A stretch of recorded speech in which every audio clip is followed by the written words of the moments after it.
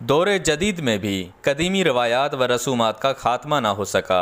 Khairpur Nathan Shah के नवाई गांव वलियो खोसो में कमसिन बच्ची की जबरदस्ती शादी करवा दी गई। अलमनाक वाक़े पर बच्ची की वालदा फरियाद लेकर करीबी थाने पहुंच गई। मुतासरा बच्ची की वालदा का कहना था कि बेटी की उम्र सिर्फ 12 साल है, जबकि बच्ची अभी नाबालिग है। रिश्तेदारी में लेन देन थी। उनका कहना था कि एक हफ्ता कबल बेटी की जबरदस्ती शादी करवाई गई। खदशा है कि बेटी से इज्तिमाई ज्यादती न हो।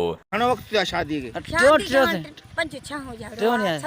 पक्का तो नंढड़ी उम्र जी नंढी तू हाल ले कर दो तू सब कहां बैठिया उन्होंने बैठो उन गेले वे आइन हां गेले था वरी गेली वजन था चे मुके जनाख कंदा हाथ बद पैर मुके। बच्ची की वालदा हाथों में कुरान पाक उठाए इंसाफ के लिए मिन्नतें करती रहीं। मुतासरा बच्ची की वालदा ने आईजी सिंध से नोटिस लेने का मुतालबा किया।